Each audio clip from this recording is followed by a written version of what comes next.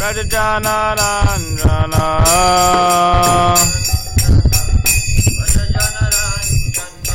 Yashodanandana Rajajanaranjana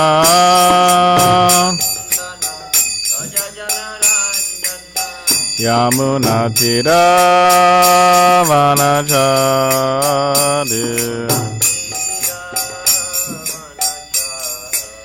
Yamunatira Vanachari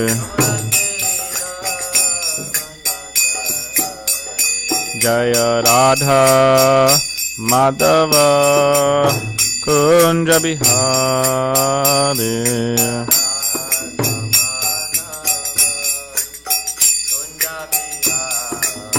Jaya Radha Madhava Kunja Bihari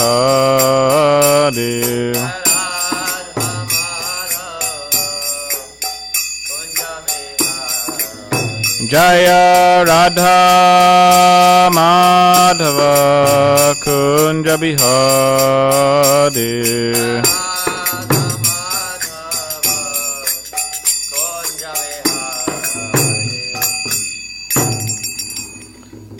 Jayam Vishnupada Paramahamsa Parivarajikacharya Ashtottara Shata Shri Srimad Vangaya Bhaktivedanta Swami Prabhupada Ki Jai New Govardhan Dham Ki Jai Grantaraj Srimad Bhagavatam Ki Jai All glories to the assembled devotees, all glories to the assembled devotees, all glories to the assembled devotees, all glories to Sri Guru and Sri Gauranga.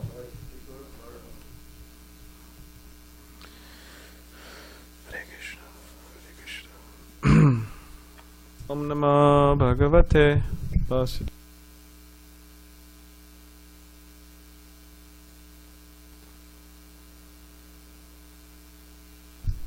Vasudevaya.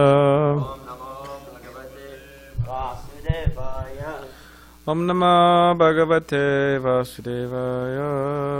Om Namah Bhagavate Vasudevaya. Srimad Bhagavatam, Canto 4, entitled The Creation of the Fourth Order. Text, Chapter 2, Daksha Curses Lord Shiva, Text 16. Tasma unmadanataya Nashta Shochaya Dorhide Datta Bhattamaya Sadvi Charite Parameshtina Tasma unmadanataya Nashta Shochaya Durhide Tatta Bhattamaya Sadvi Charite Parameshtina Tasma unmadanataya Nashta Shochaya Durhide Tatta Bhattamaya Sadvi Charite Parameshtina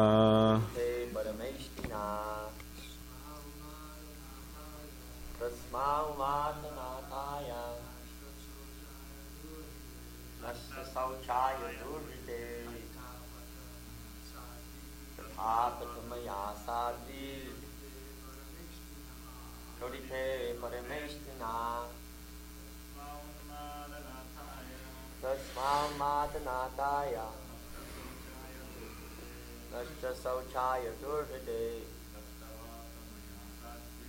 Tathapatamaya Sadhi Chodite Parameshtina Tasmau Madanathaya Nashta Sauchaya Durhide Tathapatamaya Sadhi Chodite Parameshtina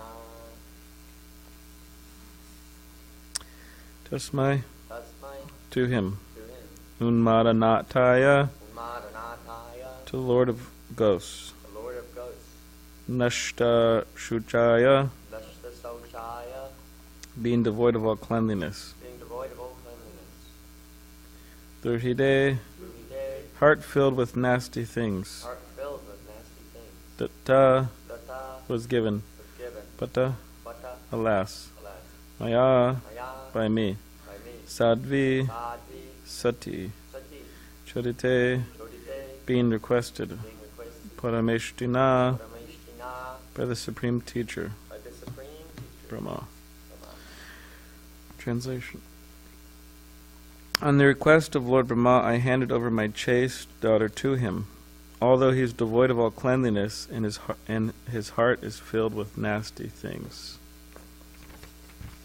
So Daksha is continuing to criticize Lord Shiva.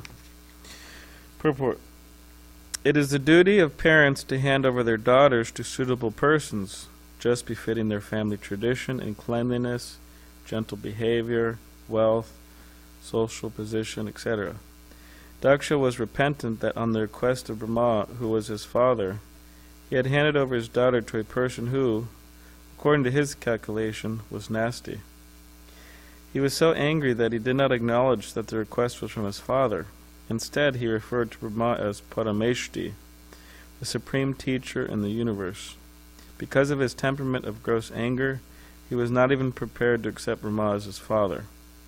In other words, he accused even Brahma of being less intelligent, because he had advised Daksha to hand over his beautiful daughter to such a nasty fellow.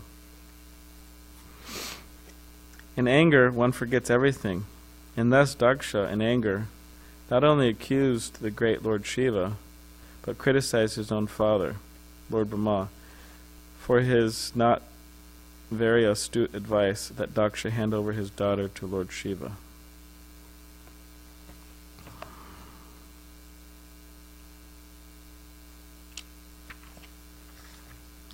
Om Jnanativedandasya Karanjana Shalakaya Chakshulamalitamena Tasmai Shri Gurave Namaha Makam Kalivachalam Pangam Mangaite Gidim Yakripa Tamaham Bande Shri Gurunde Taradam Vancha Kapurubhishcha Kripasindhavevacha Patitanam Pavnebhyo Vaishnavebhyo Namaha Shri Krishna Chaitanya Prabhu Nityananda Shri Advaita Gadadhar Shivasari Gaur Bhaktivinoda Hare Krishna Krishna Krishna Hare Hare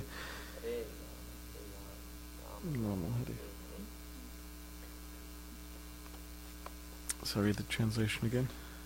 On the request of Lord Brahma, I handed over my chaste daughter to him, although he is devoid of all cleanliness, and his heart is filled with nasty things.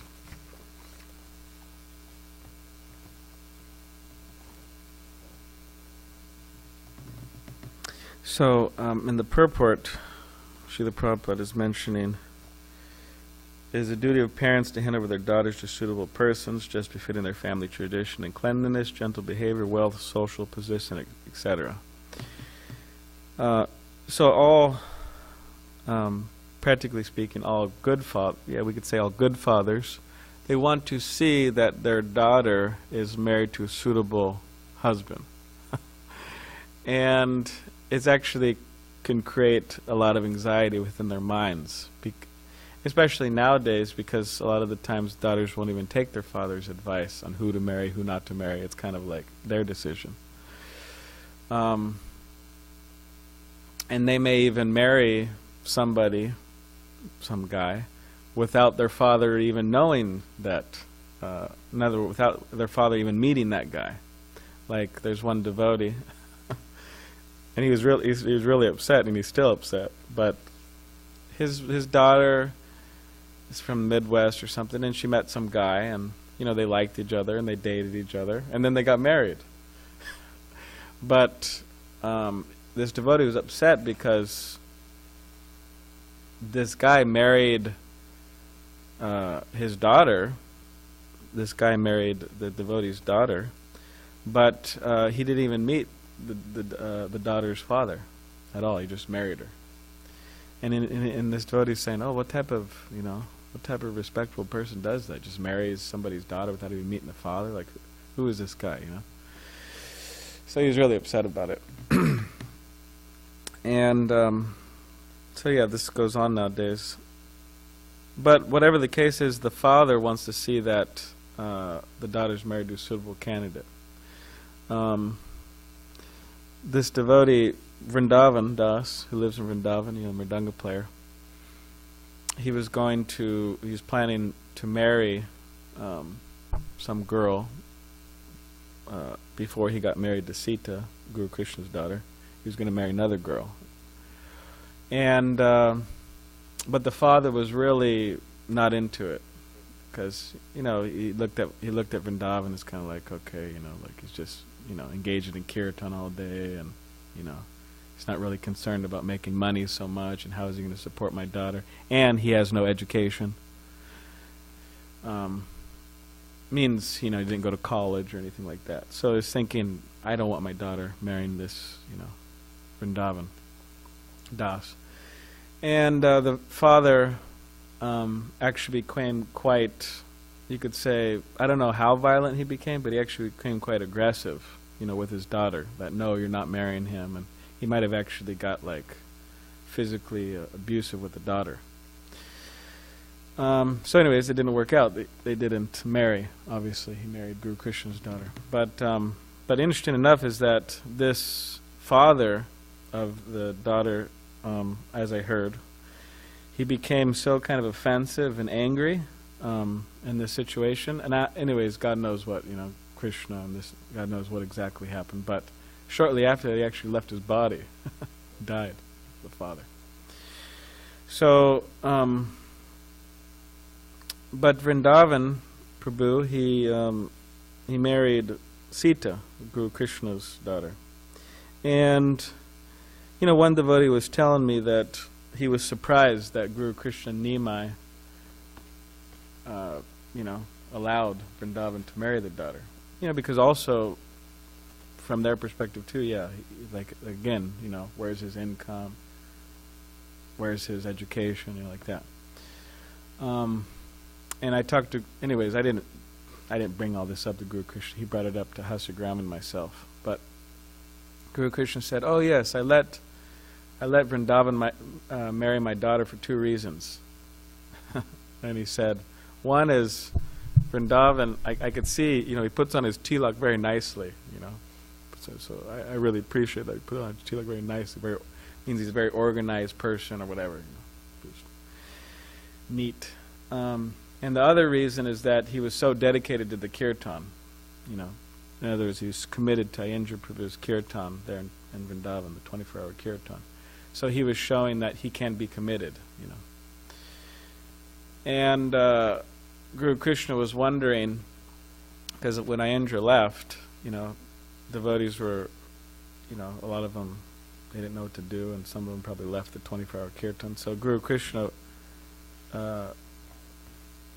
daughter Sita was already married to Vrindavan at the time, and then Guru Krishna was thinking, oh, what is Vrindavan going to do, Is he just going to kind of, freak out, and, he was worried about his family. But anyways, he maintained.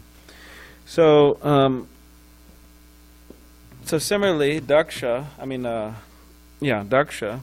he wanted his daughter to marry a suitable candidate. And on the request of Lord Brahma, his father, Daksha gave his daughter Sati to Shiva, but now he's regretting it, and he's casting all these, criticisms toward Lord Shiva. He's a nasty, nasty things in his heart. He's dirty, this and that, so many things, right?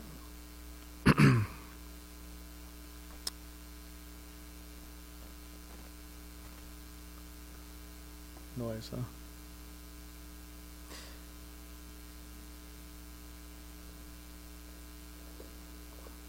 So of course, devotees who don't have, who aren't married, and don't have daughters or sons, then they don't have to worry about this. But devotees who do have daughters, they have to worry, or maybe they've already passed that stage. They've got their daughters married. So, whatever the case is, there's many things we could learn from this whole pastime, and one of the things that will come up more and more, and it has come up more and more, is this idea of offensive behavior. Daksha's offensive behavior.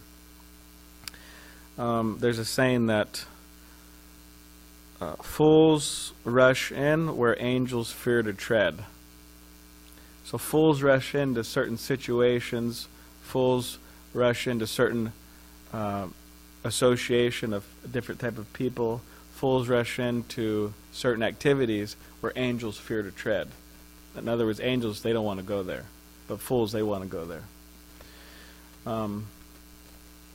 In Prabhupada's life, this was quoted to Prabhupada, our Srila Prabhupada. You know who quoted it to him and where they quoted it? It was one of his godbrothers, that's true. And you know why they quoted it to him?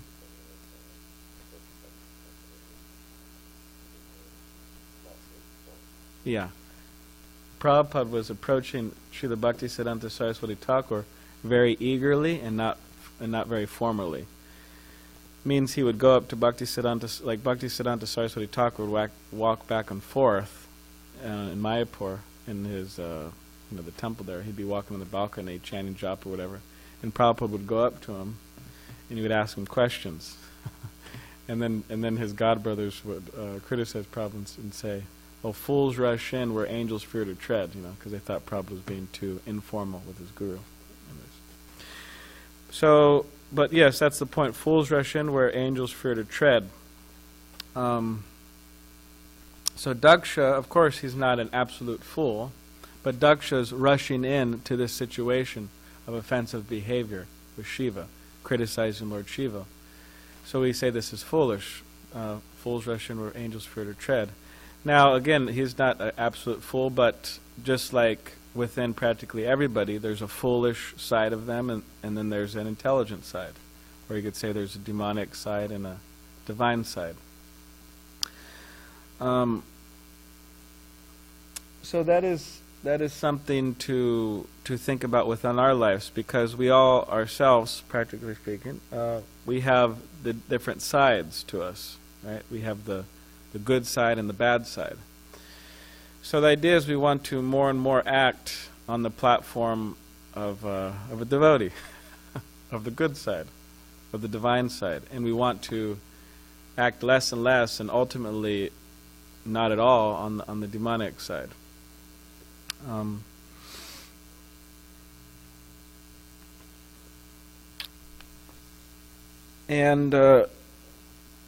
Within everybody's life, we all have, you could say, opportunities to prove ourselves to Krishna, to prove ourselves to the spiritual master.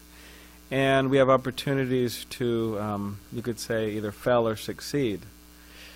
And not engaging in materialistic activities or selfish activities, and instead engaging in selfless activities. So we have that choice on a daily basis. What are we going to do with our time? Srila Prabhupada, as we know, he started the movement in New York City, and then he went to San Francisco, right? So Mukunda Goswami and other devotees, they arranged this mantra rock, what is it called? Dance, right? Is it rock dance? Mantra rock dance. So there were so many big rock stars playing. There was Moby Grape, and there was Grateful Dead, and there was Janis Joplin, and there was all these famous, or they were going to be famous people. And they arranged this concert, and they brought Srila Prabhupada there. And Prabhupada, he arrived, and it said there are a bunch of hippies and people, and they all kind of parted, made way for Prabhupada to walk, through the concert hall, and then Prabhupada went up on stage. And they all engaged in chanting Hare Krishna. Prabhupada led some chanting. Allen Ginsberg led some chanting, and Prabhupada spoke a little. And people really loved it. People went crazy, So Prabhupada had one servant he brought there from New York with him, and he also attended that concert with Srila Prabhupada. And then as Prabhupada was walking out, some devotees stayed at the concert hall, to whatever, clean up or whatever they're going to do. And then Prabhupada left with a few of his devotees, And then Prabhupada was walking out and he said, "Oh, this is no place for a brahmachari." So one of the devotees Prabhupada left there, or who stayed back at the concert, Mukunda Goswami writes in his book, 22nd Avenue, Miracle on 22nd Avenue, said that he saw that devotee dancing with some young girl, some young attractive girl. And then, this servant of Prabhupada, he went to Prabhupada the next day, and he said, "Prabhupada," you could believe him, he's initiated. He said, "Prabhupada, I met some girl," and at least he was honest. "Prabhupada, I met some girl, and last night at the mantra rock dance, and I'm going to move back to New York with her, and we're going to see how things work out." And what could Prabhupada say? And then he did that. He went back to New York with the girl. Yeah. It didn't work out. I don't know. It doesn't tell that part of the story. I don't necessarily want to hear that part of the story. So many of us would say, "Oh, what a foolish person! He was there with Prabhupada. And he rejected Prabhupada's association for some young girl, and moved back to New York. How foolish is that, right?"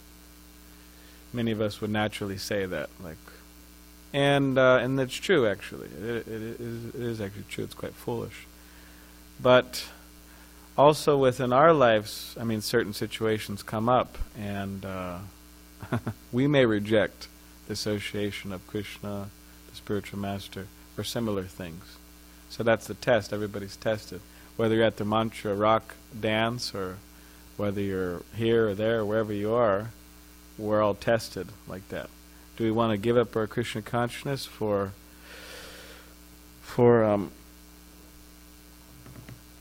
Maya, or do we want to, remain Krishna conscious?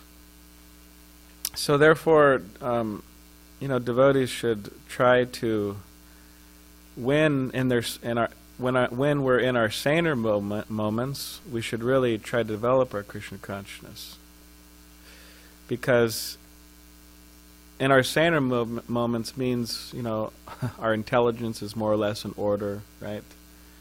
Everything's more or less in order, and we're endeavoring to become Krishna conscious, whether it's hearing classes or chanting japa or whatever it may be. So we should put our full energy into that as far as possible. Why? Because there's going to be times where, we'll have our own test similar to the mantra rock dance. And if we, in our saner moments, we're serious about our Krishna consciousness, then we have a better chance to actually reject those things. Or else, actually, we don't have a chance. It'll become impossible for us, actually. Just like people who are addicted to alcohol.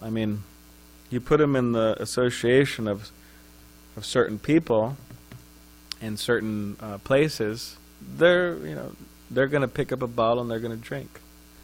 No doubt about it. Even if they've been sober for many years, they're going to drink. So similarly, as for those who are conditioned souls, you put them in certain places, you put them in certain situations, you put them with certain type of people, they're gonna go back to their old materialistic, mundane, selfish ways, or will go back to those ways. What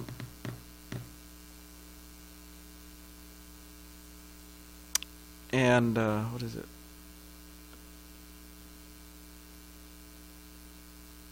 So therefore, all throughout the Vedic literature, it's being advised again and again and again and again. Stay in good association, stay in good association, stay in good association. Because by that good association, again, in our saner moments, we will develop the strength to reject. Because we have to realize that it's a lifelong journey. many lives maybe, but it's a lifelong journey that we're going on, and therefore it has to be done very intelligently, and very in a very proper, in a intelligent, proper way. And again, like these tests may come. I mean, I was speaking with someone last night, and they were saying how they struggled with being alcoholic, and he had a tattoo on his arm, and it was a tattoo of a bottle, like a alcohol bottle, and then inside the bottle looked like it was his face. So I asked him, I said, "Oh, what is that tattoo?" And he said, "Oh, that's a tattoo of a bottle, and yes, that's my face." And I said, "What does that mean?" It means that he was stuck in the bottle, like stuck in that habit, like he couldn't get out. He's like a prisoner. So, and he was telling me that his father passed away, and he didn't know how to handle it. I mean, he was sober for many years, and then his father passed away, didn't know how to handle it. So what did he do? He opened up that bottle again, and then went to jail a few times. Right. So that's the thing, that that conditioned souls, people in this world, they have a certain tendency, a certain built-in program within them that, when difficulties come, when struggles come, then I go to sense gratification, right? Then we go to sense gratification. People go to sense gratification. Whatever it may be. And that's actually harmful to us, to our consciousness, to our Krishna consciousness. So what I'm saying is that there'll be certain situations, just like Daksha, his humility, his tolerance was tested. Shiva was just sitting there, right? He didn't like Shiva, it seems like, in the first place. But Shiva was just sitting there. Everybody stood up and Shiva didn't. So he was tested. His humility and tolerance was tested. And then he lost it. Daksha just lost it. His intelligence, he lost. And it said that he fell into the pool, right? Material pool. Anger, frustration. So within our lives, our humility, our tolerance, our patience, everything will be tested. That's for sure. So the idea is we want to, in our saner moments, again, we want to develop our Krishna consciousness so that when we're tested, we're able to more or less pass the test. Or ultimately pass the test.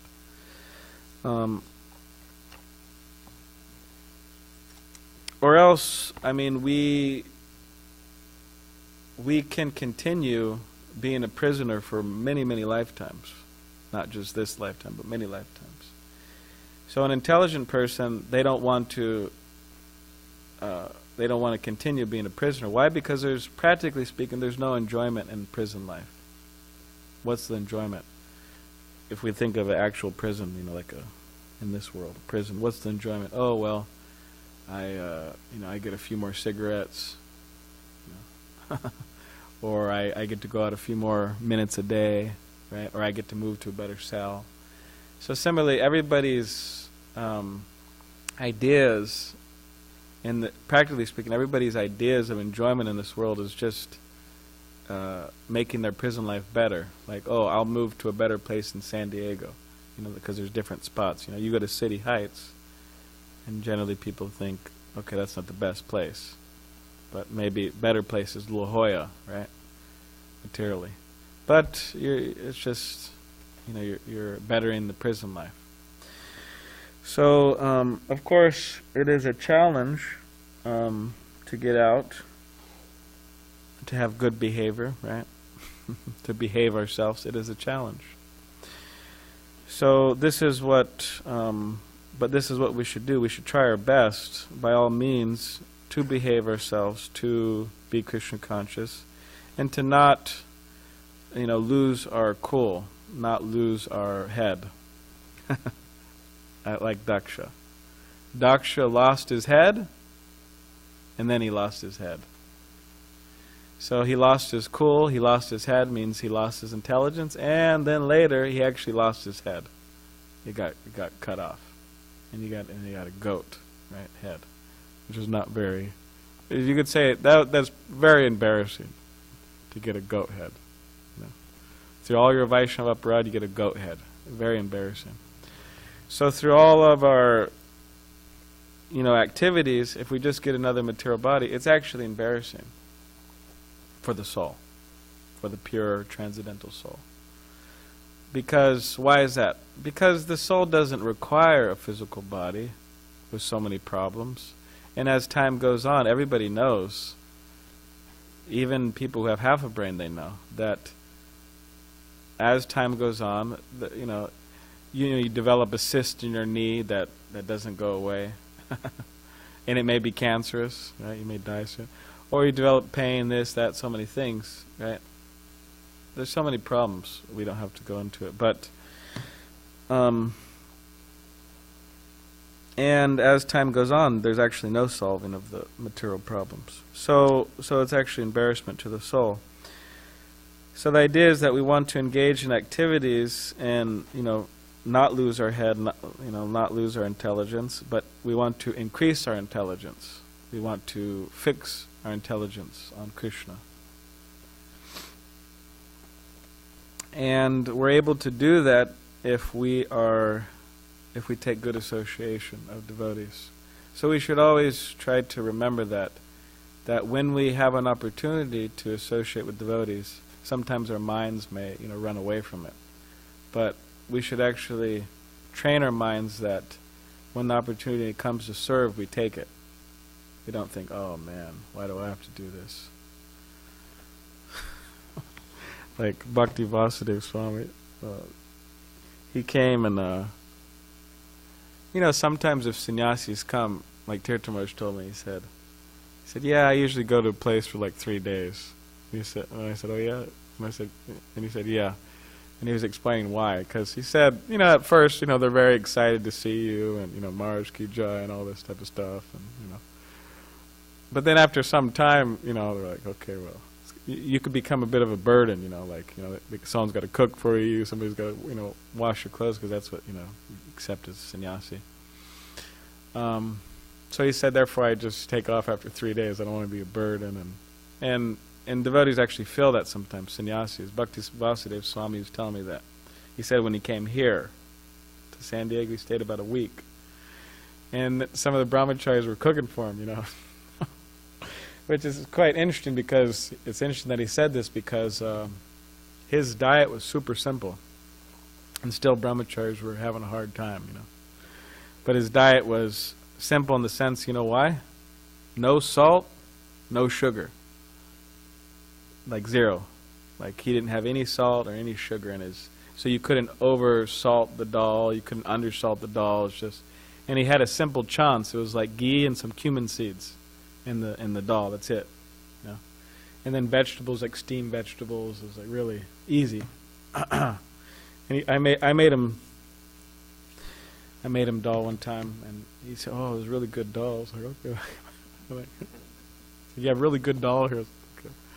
So, but what he said is, one of the brahmacharis was serving him lunch, and then Maharaj said to your what do you say? You'll be very happy to know that I'm leaving tomorrow, and you won't have to cook for me anymore. So you'll be very happy to know that. So, and then the brahmachari, he was, he said, okay, but the point is that it was true that the brahmachari told me that within his mind he was, because he had to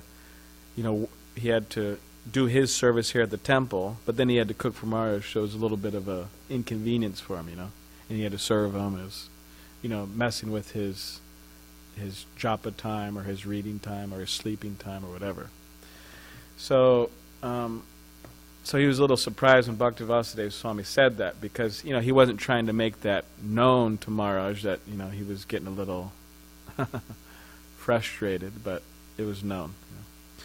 So so the brahmachari told me that he was actually feeling frustrated, and Maharaj confirmed it.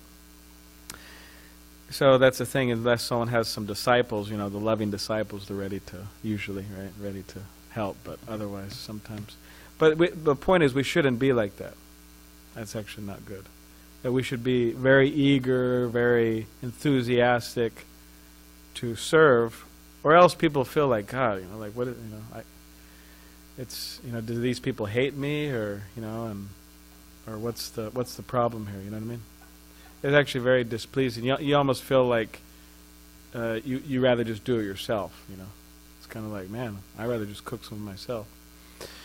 So, and the more we could get into that service attitude, the actually happier we'll be, because, by the way, right, Jiva Srup Hori Krishna Nityadas, we're eternal servants of Krishna, and specifically servant of the servant of the servant. So the more we could get into that mood, the happier we'll be. And the less likely we'll get into trouble, just like Daksha got into trouble, so we could avoid trouble like that. So does anyone have any questions or comments? Yes.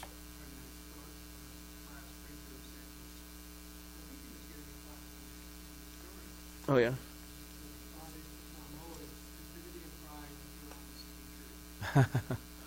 That's funny.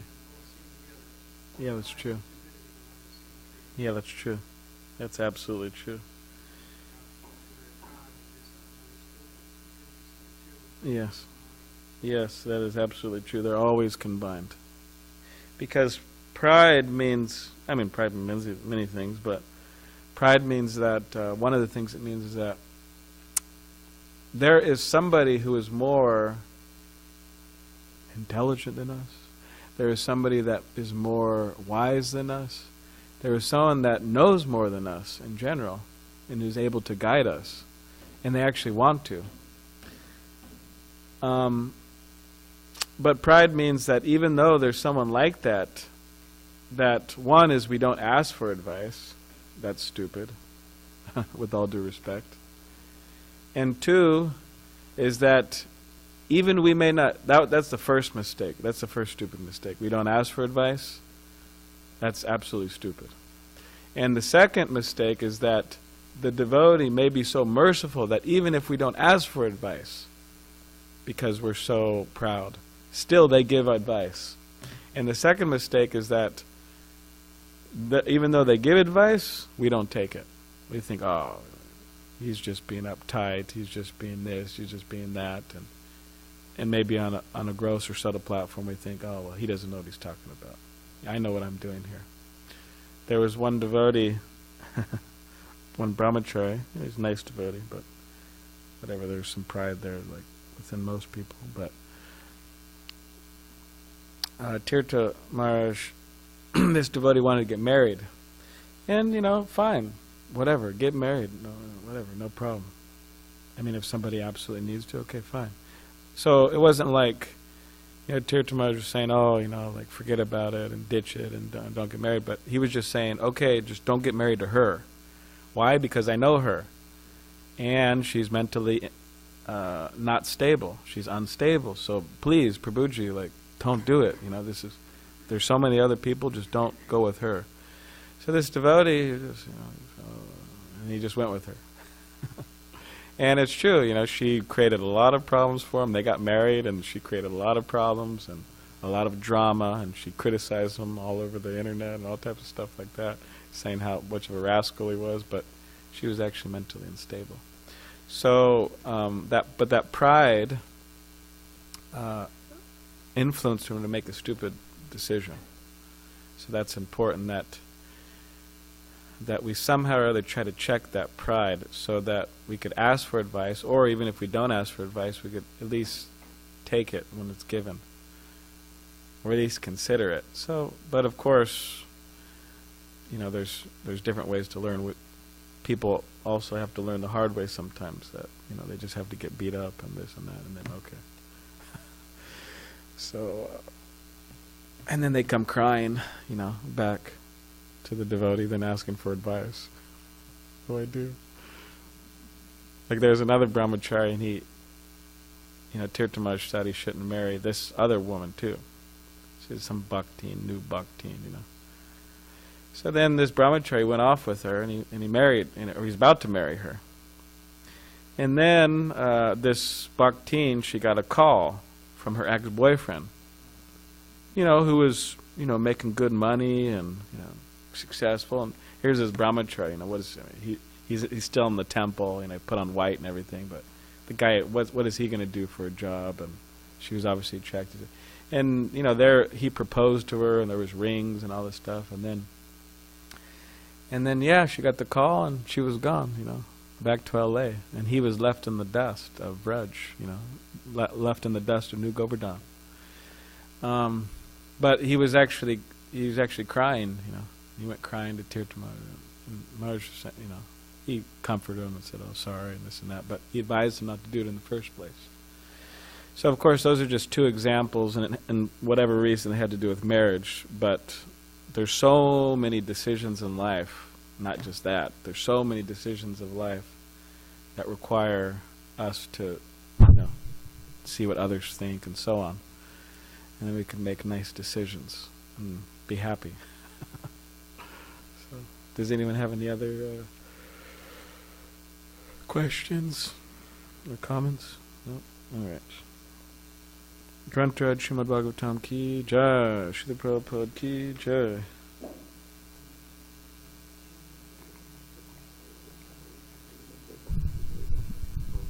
Pride and stupidity grow on the same tree. Can we say the fruit of pride and the fruit of stupidity grow on the same tree? The bitter